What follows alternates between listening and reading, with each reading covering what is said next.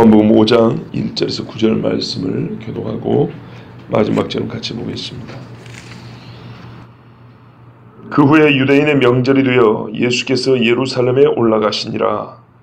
예루살렘에 있는 명절에 히브리 말로 베데스다라 하는 곳이 있는데 그 안에 많은 병자, 맹인, 다리 저는 사람, 혈기 마른 사람들이 누워 물의 움직임을 기다리니 이런 천사가 가까운 곳에 내려와 물을 지지하는데 움직이는 물에 먼저 들어가는 자는 어떤 명예들을 굳이 밝히려 되니라. 거기 38배 된 병자가 있더라. 예수께서 그 건축을 보시고 병이 거기서 우리를 기다리시고 있으시되 내가 남자라 하느냐. 병자가 대답하되 주여 물이 움직일 때 나를 못에 넣어주는 사람이 없어 내가 가는 동안에 다른 사람이 먼저 내려가나이다.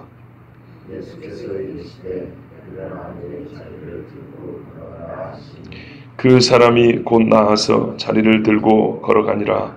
이날은 안식일이니. 아멘. 예수님이 갈릴리로 오셨는데 그 후에 하신 일이 많이 있었거든요. 보면 예수님이 갈릴리에서 기적을 많이 행했다고 되어 있고 다른 복음서는 이 갈릴리에서 기적 행한 것들을 많이 기록해 놨어요. 근데 요한복음은 바로 또 장소로 옮깁니다. 이게 말하면 예루살렘과 갈릴리를 자꾸 이렇게 대조를 시켜주는 것 같습니다. 명절이 되어서 예수님이 예루살렘 올라왔습니다. 주 사역은 갈릴리 쪽에서 하시다가 주로 명절이 되면 올라가셨어요. 이 명절은 성경에 보면 3대 명절은 이스라엘 남자들은 다 하나님 앞에 나오라 그랬습니다. 유월절과 무교절은 같이 붙여져 있죠. 그 다음에 77절이라고 하는 오순절, 그리고 마지막 초막절입니다. 근데 다른 절기는 눈에 좀 띄어요. 근데 이 절기는 어떤 절기인지 이름이 없어요. 아마 저는 오순절이라고. 그러니까 유월절과 초막절은 딱 알아먹기 쉽게 돼 있는데 그냥 예수님이 명절에 왔다 이걸 봤을 때는 오순절일 가능성이 있죠. 그러니까 77절 봄에 추수 끝낸 다음에 왔었던 그 절기라고 저는 보는 게 가장 가능성이 크다고 봅니다. 예수님은 절기를 지키셨어요. 율법 아래 나셨고 율법을 다 지켰는데 절기야말로 예수님을 통하여 하실 일을 미리 우리 주님이 보여주신 거기 때문에 예수님은 절기 때에 나타나셔서 그 절기에 맞게 자기가 누군지를 보여주셨어요. 근데 이때 절기에 올라왔는데 무슨 절기라고 쓰자고 유대인의 명절이라고 그랬지 않습니까? 이것도 좀 의도적인 거예요. 유대인들만이 절기를 지켰어요. 그 말은 유대인들에게서 구원이 났다라는 말과 연관지어 볼 때 이 절기야말로 유대인들에 있어서는 그들이 메시아를 만날 수 있는 절호의 찬스였다는 얘기입니다. 자, 그럼에도 불구하고 또는 그래서 예수님을 안 만나게 됐는지 못 만났는지 만났는지 이제 내용을 보면 알겠죠. 왜 유대인의 명절이었는지. 유대인의 명절임에도 불구하고 그 명절의 주인인 예수님을 만났는지 못 만났는지. 말이 좀 꼬였네요. 유대인 명절임에도 불구하고 그 명절의 주인인 예수님을 못 만났는지 아니면 유대인의 명절이기 때문에 유대인이 자기들에서 난 구원자 예수님을 만났는지 혹은 누가 만났는지 이제 이 명절에 있었던 일을 우리가 읽게 됩니다. 자, 첫 번째 어떤 일이 있었냐? 예루살렘에 있는 양문 곁에 히브리 말로 베데스다라는 못이 있었답니다. 양문이라는 것은 예루살렘 12문 중에 문 하나 이름입니다. 어문도 있고 마문도 있고 미문도 있고 그렇죠? 미문은 문이 참 예쁘다는 그런 한자 표현 그대로. 이 양문이라는 말은 원래는 양시장이라는 말로도 쓰입니다. 양이 들어가는 문에 그 옆에 양시장이 있었다. 왜요? 절기를 지키기 위해서 하나님 앞에 제물 바쳐야 될 거 아닙니까? 대부분 양이죠. 양을 사와야 되죠. 동네에서부터 끌고 오자니 오는 길에 상처 입을 수 있고 뺏길 수 있고 양이 야위어버릴 수도 있고 오다가 힘들어가지고 여러 문제가 있기 때문에 제사장들이 검사하거든요. 이게 절기 제물을 바쳐도 되는지. 그렇기 때문에 이 통과가 안 될 가능성이 있어요.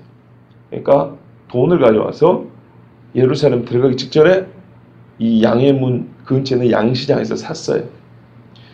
우리 여기 말죽거리 있죠. 양재동에. 왜 말죽거리입니다? 말 죽 먹는다고. 그러니까 시골에서 한양으로 올라오던 사람이 한양 도성 직전에, 입구 직전에 쉬면서 말도 좀 먹이고 자기 옷도 좀 갈아입고 해서 단정하게 의관을 정지해서 한양 도성에 입성하려고 바로 그 직전에 쉬는 데가 이 말죽거리입니다.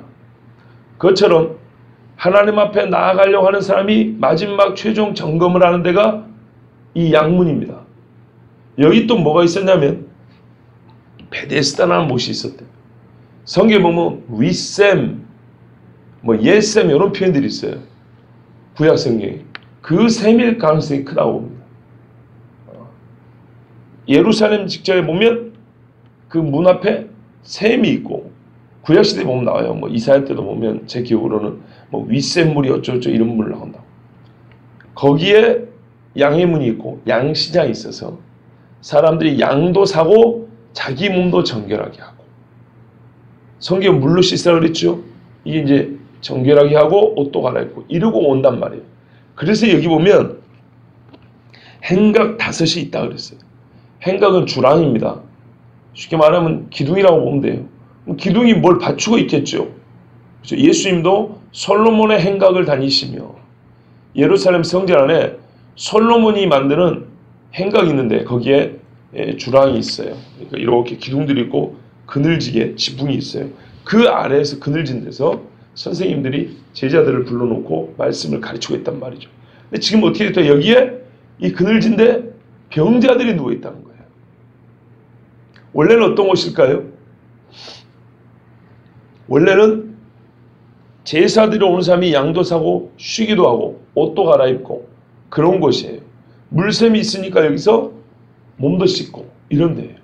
그런데 우리가 이제 보다시피 이게 변질됐습니다. 여기서 양을 사는 건데 성전 안에서 양 파는 사람도 있었죠. 이게 이제 장사 속이 커져가니까 그걸 옮겨간 거예요. 그래서 성전이 난리가 되어버린 거예요. 씻는 것도 미리 씻고 와서 해야 되는데 거기서 짐승 잡고 팔고 이러고 있으니 몸이 정결할 수 있겠습니까? 하여튼 사람의 욕심이 하나님 앞에 드려야 할 예물과 예배를 더럽힙니다. 자, 이런 곳인데 여기가 그러니까 원래는 예배자들이 자기 몸과 예물을 준비하는 곳인데 아이 난데없이 병자들이 와서 가득 차 있는 거예요. 이거는 유대인들이 볼 때 정말 요즘 말로 하면 혐오스러운 장면이 아닐 수 없습니다. 왜냐하면 이 사람들의 몸 상태로는 하나님 앞에 나아가지 못하는 부정한 자들이거든요. 그러니까 경건하다고 생각하는 사람들과 자기를 깨끗하게 준비해 온 사람들이 어쩔 수 없이 이 부정한 사람들의 몸을 부딪히게 되거나 피나 몸에서 나오는 유출된 그 더러운 부정한 몸에서 나온 분비물들에 접촉을 하게 된단 말이에요. 내가 몸을 씻고 가는데 그럼 가끔 여기 물이 움직이면은 부정한 사람들이 거기 풍덩 들어간단 말이에요. 막 서로 너도 나도 풍덩 들어간다고요. 그러니 이곳에서 하나님 앞에 예배 들어온 사람들이 매우 불쾌한 장면을 마주치게 된 겁니다. 근데 바로 여기가 우리가 예수님의 기적을 맛보는 것이고요. 바로 이 뭔가요? 이 모순된 장면들이 펼쳐지기 때문에 여기서 우리는 뭔가 하나님의 교훈이 있을 거라는 걸 깨닫습니다. 의식적으로는 가장 거룩한 사람들이 하나님 앞에 예배를 준비하는 곳. 그러나 실제로는 가장 부정하지만 하나님의 천사가 나타나기를 가장 사모하는 사람들이 기다리는 곳. 주님이 이곳에 나타나가지고는 누구를 먼저 만나줄 것 같습니다. 대답을 안 들어봐도 알겠어요. 사모하는 사람을 만나줬겠죠. 물론 사모하는 이유가 자기 몸이 병들었기 때문에 당연하죠. 아니, 병들었는데도 불구하고 사모 안 하면 어쩔 건데 도대체. 그러니까 너무 욕하면 안 돼요. 지가 병들어서 그러지. 그러면 안 된다고요. 그게 하나님이 사모하기 하는 방법이니까 그때는 야 그렇게 해서 주님을 만났다네. 그거 옆에서 같이 기뻐해 줘야지. 자 이제 이곳에 사람들이 모여 있었어요. 그러니까 보세요. 두 부류의 사람이 있는 거예요. 어떤 사람요? 제사드리려고 오는 잘 준비해온 사람. 그리고 모든 것을 준비하고 싶어도 할 수 없지만 정말 하나님의 은혜를 구하는 사람. 이 곳 이름이 뭐라고요? 베데스다라 그러죠? 말을 부드럽게 한다고 베데스다라 그랬어요. 뒤에 대는 없애버려야 돼요. 받침을 옆으로 이렇게 길게 드린 거예요. 베데스다 아니고 벳세다예요. 벳세다. 벳세다라는 말 뜻은 뭐냐면요. 갈릴리에도 벳세다 있죠. 이 벳세다는 벳세다니까 집인데 자비의 집이라는 뜻이에요. 하나님의 은혜가 내려지는 집이라는 뜻이에요. 이 자체가. 그러니까 여기에 사람들이 몰려있었는데 왜 그런가 하면은 우리가 다 아는 거지만 천사가 가끔 못에 내려와가지고 물을 이렇게 통하고 간다는 거예요. 천사는 안 보여요. 근데 그렇게밖에 이해가 안 되는 거예요. 바람도 불 잡고 누가 돌도 안 던졌는데 갑자기 물이 움직여요. 물이 움직이고 나서 어떻게 알게 되는지 모르는데 첫 번째 들어간 사람은 어떤 병이든지, 이게 중요해요. 어떤 병이든지 난다는 거예요. 그러니까 각색 병자들이 항상 대기하고 있지 않겠냐고 말이에요. 문둥병자들은 예루살렘 밖에 살아야 되는데 가끔은 문둥병자 아닌 척 이렇게 막 몸 싸가지고 와서 여기서 있지 않겠냐 그 말이죠. 아, 나 같아도 안 그러겠어요. 나 같아도.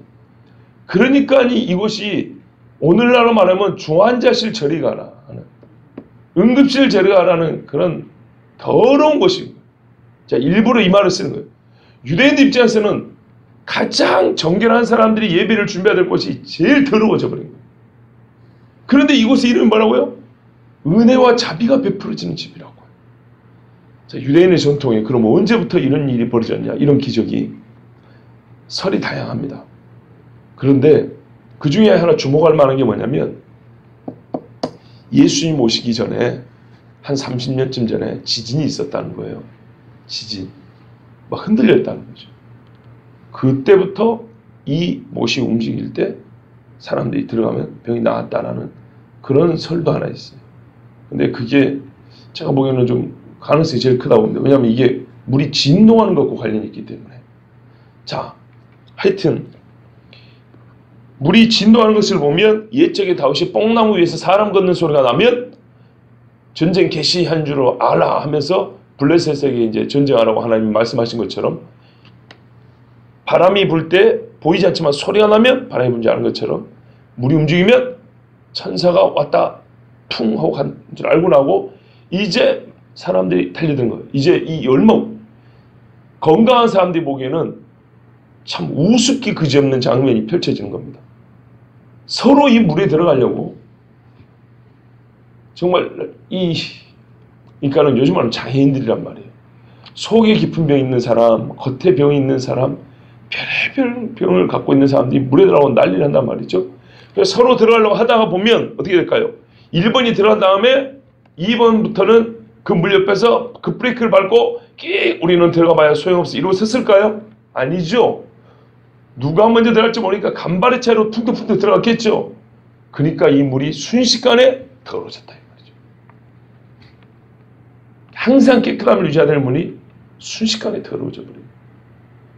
유대인들 입장에서 볼 때는 정말 말도 안 되며 혐오스럽고 저것들은 그냥 아이고 어떻게 뭐 이런 생각이 들 정도로 이 일이 가끔 한 번씩 나고 항상 병자들이 몰려 있었어요.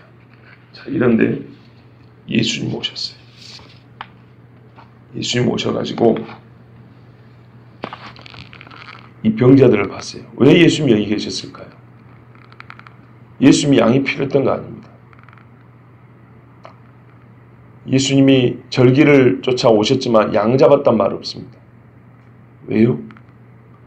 자기가 양이니까.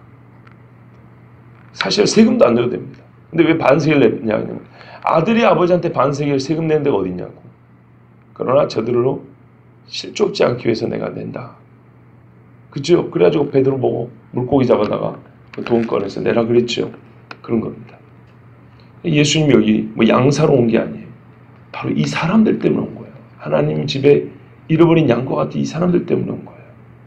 이 집의 의미대로 성취하러 오신 거예요. 그 전에도 보세요. 하나님이 이 참 중요합니다. 어떤 병에 걸렸든지 천사를 통해서 물을 동하게 한 다음에 들어가면 낫게 해주셨어요. 성경은요, 구약과 신약의 연속성이 있고 불연속성이 있습니다. 연속성은 같은 하나님이 같은 언약으로 항상 같은 일을 해오셨다는 겁니다. 불연속은 근데 그 같은 일인데 성질상 같은데 근본적인 그 결과 능력에 있어서 좀 차이가 난다는 겁니다. 앞에 거는 같은 성격이지만 예표라면 뒤에는 완전한 성취라는 거죠. 그러니까 이 사건도 마찬가지예요. 보세요. 똑같이 치유가 일어났어요. 근데 물은 우연이에요. 사람이 볼 때는 우발적이에요. 언제 어떻게 될지 몰라요. 예수님요, 친히 찾아오셔서 인격적으로 만나시고 의지적으로 그 순간, 그러니까 천사로서 발만 담근 게 아니고 고쳐주고 싶어져 하는 그 의지를 사람에게 직접 밝히시고 직접 말씀하시고 행위하심으로 이렇게 완전히 고쳤다 이 말입니다. 그러니까 이게 연속성과 불연속성, 우리가 말하는 구약과 신약의 성격도 보여주는 거고요. 구약 시대에 하나님 하신 일과 예수를 통하여 하나님 하신 일의 동일함과 또는 그 차이를 우리에게 보여주는 거예요. 자, 38년 된 병자가 있었는데 예수님이 그분을 봤어요.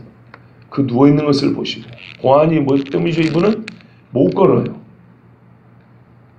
이 사람 전생을 이렇게 살았다고 보면 돼요. 얼마나 불쌍합니까?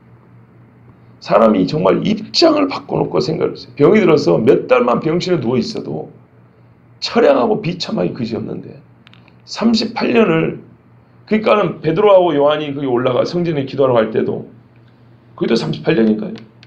얼마나 불쌍한 사람이 있습니까? 세상에. 예수님이 그 더러운 몸에 움직이도 못하고 야위어갖고 누워있는 것을 보시고 병이 벌써 오랜 줄 아시고 다 알아요. 우리 주님 모르는 거 없어요. 네가 낫고자 하느냐. 놀리려고 그런 거 아닙니다. 당연히 낫고 싶죠. 우리 주님한테서만 인격적인 걸 요구하지 마세요. 우리도 인격적인 반응이 있어야 됩니다. 그 반응을 할 수 있는 기회를 줬다고 생각하셔야 됩니다. 주님 앞에 친히 구할 수 있는 기회를 줍니다. 네가 낫고자 하냐. 그때 뭐라 그래요? 주여 낫고자 합니다. 저를 고쳐주셔서 이래야 되겠죠. 왜? 지난 6월절에 와가지고 예수님 표적 행한 거 사람들 많이 봤잖아요. 그런데 이 양반이 믿음이 좀 약해요. 뭐라 하냐면 자기한테 호의를 베풀어 줄 사람인 줄 알고 물에다 좀 넣어달라고. 그 정도로 얘기해요. 주여 물이 동할 때 나를 못에 넣어줄 사람이 없어. 내가 가는 동안에 다른 사람이 먼저 내려가나이다. 38년 동안 누워있었으니 움직일 힘이 있어도 이게 뭐랄까요? 아직 뻑뻑해갖고 일어나지 못하겠죠. 그러니까 자기 이 몸의 처지를 생각했을 때 지금 말을 걸어주니까 누가 말을 걸어주겠어요? 나를 좀 업어다가 아니면은 던져서라도 물속에만 들어가면 되니까 빨리 좀 넣어주는 거예요. 그것만 해주시면 좋겠습니다. 예수님이 속을 몰라요. 여러분, 예수님은요, 우리를 고쳐주러 오신 분이에요. 직접 자기가 고쳐주러 오신 분이지 잘해야 물속에다 이렇게 던져주려고 그러고 찾아서 묻지 않습니다. 어느 날인가 우리가 예배 중에 기도할 때 하나님의 마음속에 감동이 네가 낫고자 하느냐, 네가 떠나고자 하느냐, 이 떠나고자 하느냐, 죄에서 떠나고자 하느냐 이렇게 물어봅니다. 그거는 이런 대답을 듣고 싶어서 그런 게 아니에요. 주여 나를 고쳐주소서, 나를 살려주소서. 예, 낫고 싶습니다. 이 대답을 원해서 우리 예수님 물어본 겁니다. 자, 이때 예수님이 뭐라 합니까? 이 사람의 대답은 미안하지만 예수님이 기대했던 대답이 아니에요. 목적은 같아요. 병 고침이라는 목적은 같은데 치료의 수단과 방법, 능력에 있어서는 너무나 다른 차원에서 얘기를 하고 있어요. 미안하지만 이런 사람에게는 이 다른 차원을 지금 설명할 겨를이 없어요. 설명도 못하는 거예요. 그래서 당장 예수님이 단도직입적으로 명령을 해버렸습니다. 이 명령을 주의해야 될 필요가 있어요. 일어나 네 자리를 들고 걸어가라. 봐보세요, 여러분. 저를 한번 봐보세요. 저도 옛적에 이 기적이라는 것들을 더러 본 적이 있어요. 하나님 앞에 그 치료의 은사를 받은 분들도 어떻게 말을 하냐면 이렇게 하는 게 아니고 보통은 다리를 못 펴는 사람 있잖아요. 그러면은 예수 그리스도의 명령이 다리가 펴질지어다, 일어날지어다, 힘이 들어갈지어다. 그런 다음에 어쩌냐면 일어나 보라고 합니다. 이 순서를 보세요. 먼저 다리에게 명하여서, 물론 그 몸도 그 사람 거지만 다 힘없는 병든 그곳에 명하여서 병을 고칩니다. 그 다음에 그 병들었던 사람에게 이제 고쳐졌으니까 일어나라고 이렇게 말합니다. 예수님의 말씀은 그게 아니에요.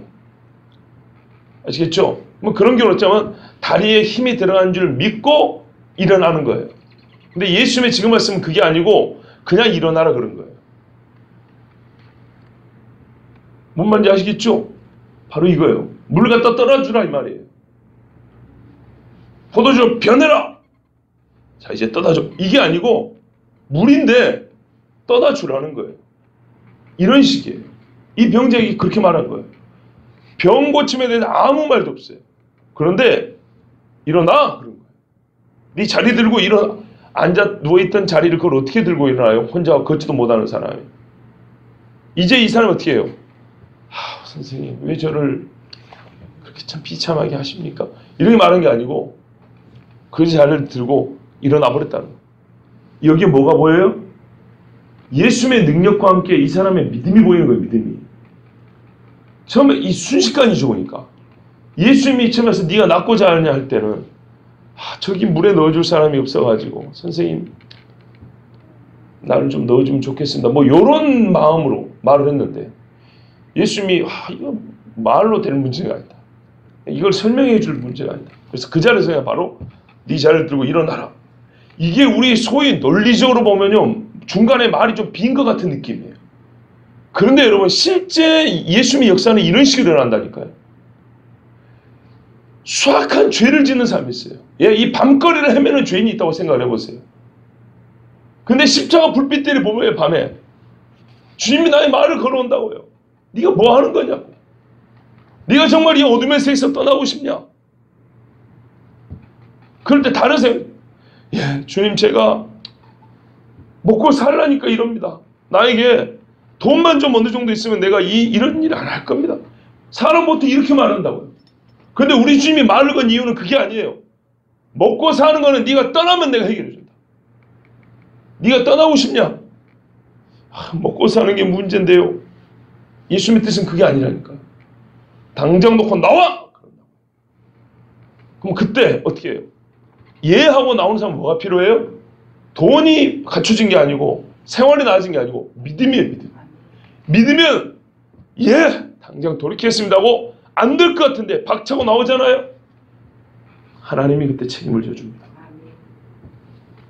죄는 아들의 생명값으로 또 멸하고 싶은 게 우리 하나님의 뜻입니다. 다른 거는 아들의 목숨과 비교가 안 돼요. 다 싸구려예요, 싸구려. 그거 안 주겠어요.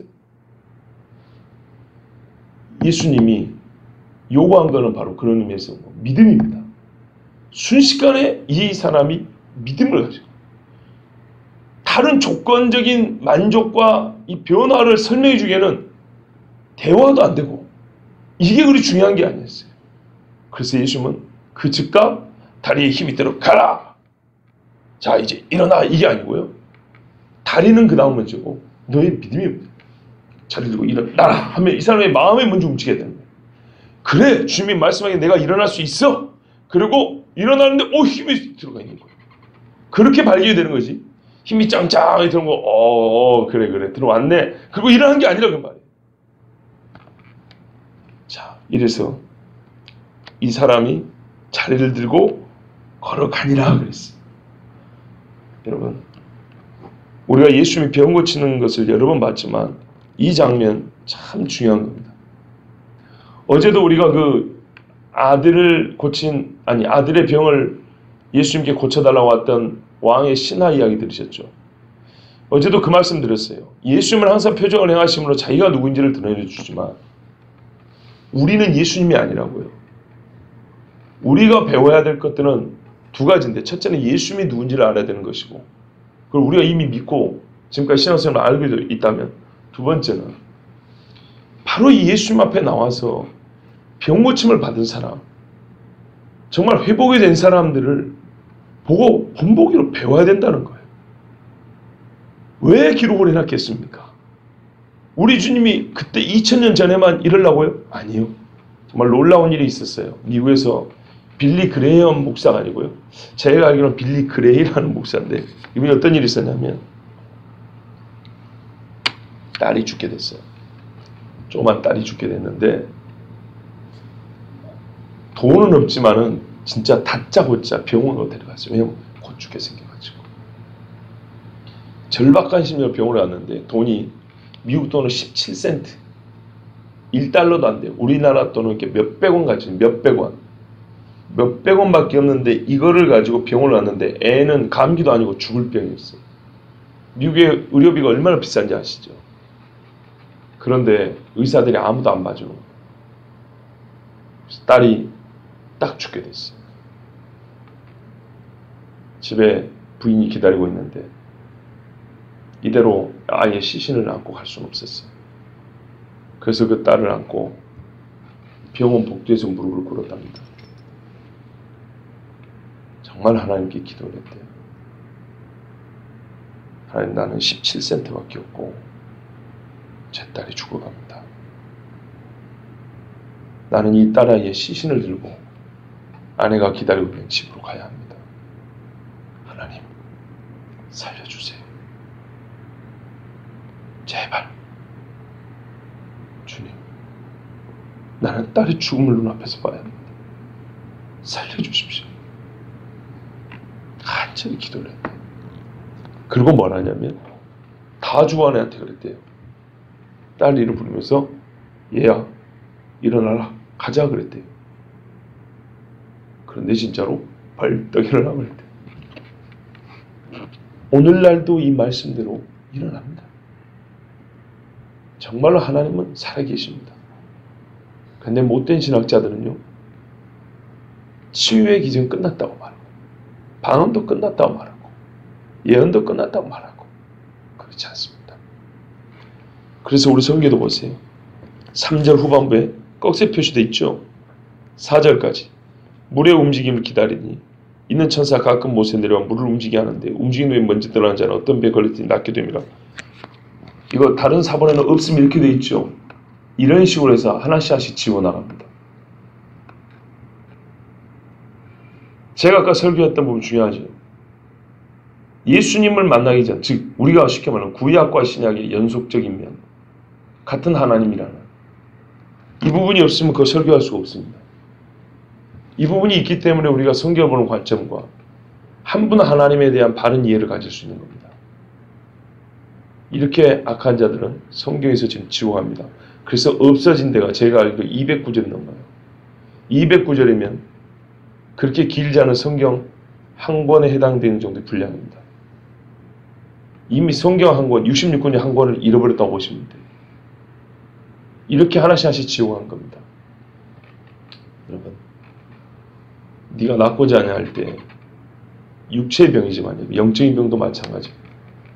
수악한 죄 가운데 있던 사람들이 우리 주님이 부릅니다. 네가 정말로 이 어둠에서 떠나고 싶다. 그럴 때 우리의 말은 주의 이것만 해결이 되면, 이 조건만 갖춰지면 그런 말을 할 수 있지만 우리 주님이 말씀하고 싶은 건 그게 아니에요. 그게 바뀐다고 해서 돌아오는 게 아니에요. 네가 내 말을 듣고 지금 당장 믿음으로 발걸음을 돌이킬 수 있다는 거예요. 내 말을 믿어라. 당장 돌이키면 그 아까 네가 말했던 그런 조건들은 언제 해결된지도 모르게 다 해결되어 있을 것이고, 그리고 그게 실상은 그리 중요한 조건들이 아니었다는 걸 알게 될 거다. 나았고 곧 나았고 자리를 들고 걸어가니라. 이날은 안식일이니. 우리가 알듯이 안식일에 병을 고치면 유대인들은 뭐 합니까? 비난하죠. 어째서 비난하는지 압니까? 안식일에 일하지 말라 그랬는데 일했다고 비난하는 겁니다. 이 사람이 병자가 자리를 들고, 이게 누워있던 자리를 들고 어이구 일을 해버렸네. 이걸 들고 걸어가 버렸네. 일을 안 해야 되는 거예요. 이 사람은 계속 자빠져 있어야 되는 거예요. 이게 바로 미안하지만 썩어 빠질 유대교입니다. 구약 신앙은 이게 아닙니다. 유대교하고 구약 성경에서 이스라엘이 가지고 있었던 신앙은 다른 겁니다.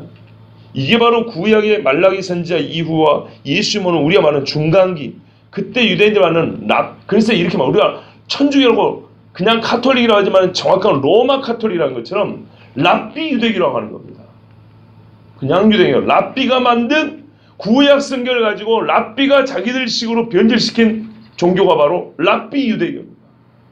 그들은 이 병자가 38년 된 병자가 노임을 받아서 자리를 들고 집으로 들어가 진짜 자유를 얻는 것을 보고도 일했다고 가만 누워있으라고 말하는 사람들입니다.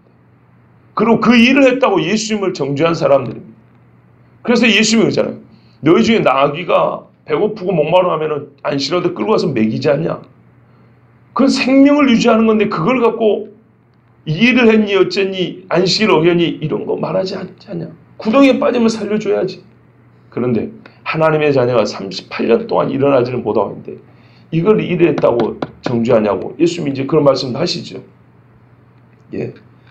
안식일에 우리 주님이 하시고 싶었던 건 뭐냐면 최초에 창조하신 후에 피조물들과 함께 즐거워하셨던 것처럼 안식일의 주인인 예수님이 사람을 위하여 안식을 제정했다는 것처럼 이 사람이 참으로 주 하나님과 온전한 즐거움, 온전한 복락의 상태에 있게 하시려고 안식일을 제정하셨기 때문에 그 뜻을 친히 이루신 겁니다. 그것도 절기에 이 일을 이루셨습니다. 그리고 한편 이 병 나은 사람 입장에서 볼 때는 우리가 이렇게 말할 수 있겠습니다. 순종이 제사보다 낫다. 이 한마디가 또 새롭게 들어오지 않습니까? 저한테는 그랬어요. 왜냐하면 원래 이 자리는 하나님 앞에 제사하러 가는 사람들의 마지막 자기 점검의 장소인데 정말 제사도 드릴 자격이 없는 병자들이 이 부정한 자들이 모여 있었어. 그러나 그들 중에 참으로 하나님께 예수님께 받아들여지고 주께로부터 치유의 회복을 받은 사람은 예수님의 말씀을 듣고 그 자리에서 진짜 말도 안 되는데 오히려 더 되물을 수 있잖아요. 주님 나보고 지금 뭐하라고 하는 겁니까? 물어볼 수 있는데 그러지 않냐고 그 자리에서 자리를 들고 예 하고 벌떡 일어나보는 이 사람 순종이 제사보다 낫다는 거예요. 바로 우리 주님이 오늘 우리에게 말씀하고 싶은 게 이겁니다. 이 38년 누워있던 사람에게 일어나라는 것보다 어려운 게 어디 있습니까? 그런데 실상은 쉽다는 거예요. 나의 주는 계명은 쉽다고 주님 말했어요. 어렵지 않다고. 오히려 자빠 누워있는 게 더 어렵지요. 근데 우리는요. 믿음이 없어서 진짜 믿음이 없어서 내가 생각하는 조건들과 상황을 짊어지고 살아요. 주님 말씀이 뭔지 알아요. 딱 한 번 순종해버리면 그렇게 쉬운 것인데 그 순종이 안 돼가지고 짊어지고 살아요. 계속 누워있는 거예요. 진짜 이 안식일의 주인 되신 주님을 만나는 그 체험을 할 수 있는데 문제는 순종이 제사보다 낫다는 오래된 이 주님의 말씀을 믿지 않기 때문에 혹시 우리 중에 38년 동안 자리에 누워 계신 분 없지요. 여기 나와 있다는 자체가 아니라는 거예요. 이보다 험한 인생을 산 사람은 없어요. 그러나요. 우리 주님은 그에게 명령하셨어요. 조건을 바꿔놨으니까 이제는 편하게 살아가는 게 아니고 조건에 그 사람에게 명령했어요. 일어나라고. 마찬가지예요. 여러분. 우리가 지난날에 살면서 죄를 지어본 경험이 있을 거예요. 병보다 더 무서운 것은 죄예요. 죄. 죄에서 돌아온 것은 바로 이렇게 돌아온 거예요. 이게 육이나 영이나 치유의 과정은 사실 똑같아요. 주님이 명령을 합니다. 나에게 명령을 합니다. 돌아오라고. 그때 예 주님하고 순종하면 그 즉시로 삽니다. 여러분 꼭 기억하시기 바랍니다. 우리의 믿음이 올라갔다 내려갔다 하고 뜨거웠다 식었다. 정말 살면서 우리 신앙생활 나 자신을 보면 스스로 나를 보기도 변덕스럽게 그지없죠. 그러나 여러분 좋습니다. 오늘 이 자리에 지금 내 믿음의 상태가 막 이렇게 뜨겁고 높아 있는 상태가 식어서 좀 아직 다운되어 있는 상태가 상관없습니다. 주님 말씀은 모든 사람이 똑같습니다. 이만큼 다운된 사람이 어디 있어요? 괜찮습니다. 주님 말씀만 분명히 듣고 마음에 새기고 하시면 됩니다. 네 자리를 들고 일어나라. 이것이 우리 주님의 말씀입니다.